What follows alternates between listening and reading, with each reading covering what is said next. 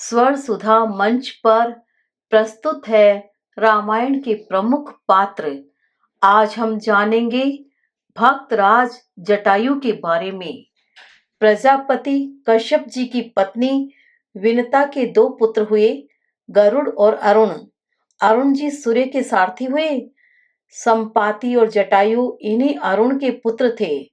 बचपन में संपाति और जटायु ने सूर्य मंडल को स्पर्श करने के उद्देश्य से लंबी उड़ान भरी। सूर्य के असह्य तेज से व्याकुल होकर जटायु तो बीच से लौट आए, किंतु संपाति उड़ते ही गए।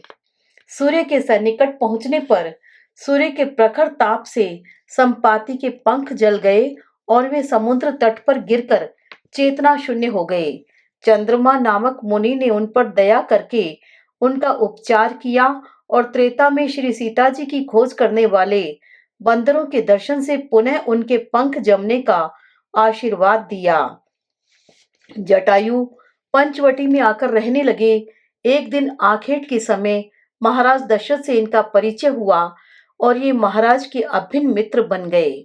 वनवास के समय जब भगवान श्री राम पंचवटी में पर्णकुटी बनाकर रहने लगे, तब जटायु से उनका परिचय हुआ।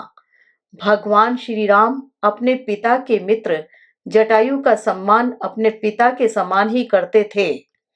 भगवान श्री राम अपनी पत्नी सीता जी के कहने पर कपट मृग मारीच को मारने के लिए गए और लक्ष्मण भी सीता जी के कटु वाक्य से प्रभावित होकर श्री राम को खोजने के लिए निकल पड़े।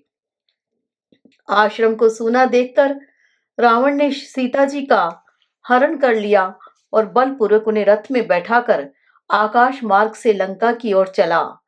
सीता जी के करुण विलाप को सुनकर जटायु ने रावण को ललकारा और उसके केश पकड़कर उसे भूमि पर पटक दिया। गृध्रराज जटायु का रावण से भयंकर संग्राम हुआ और अंत में रावण ने तलवार से उनके पंख काट डाले। जटायु मरणासन होकर भूमि पर गिर पड़े और रावण सीता जी को लेकर लंका की ओर चला गया। भगवान श्री राम सीता जी को खोजते हुए जटायु के पास आए। जटायु मरणासन थे। वे श्री राम के चरणों का ध्यान करते हुए उन्हीं की प्रतीक्षा कर रहे थे।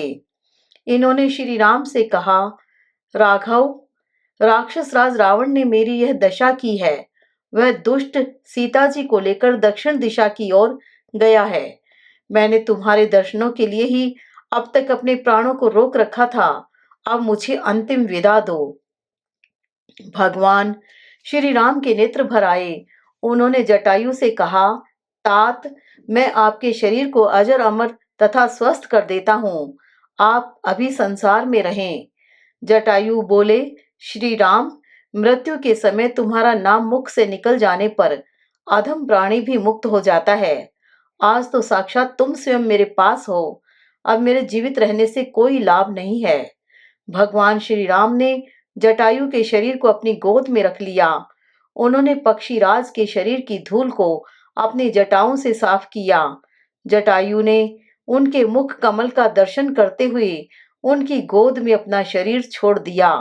इन्होंने परोपकार के बल पर भगवान का सायुज्य प्राप्त किया और भगवान ने इनकी अंत्येष्टि क्रिया को अपने हाथों से संपन्न किया। पक्षीराज जटायु के सौभाग्य की महिमा का वर्णन कोई नहीं कर सकता है। जय श्री राम।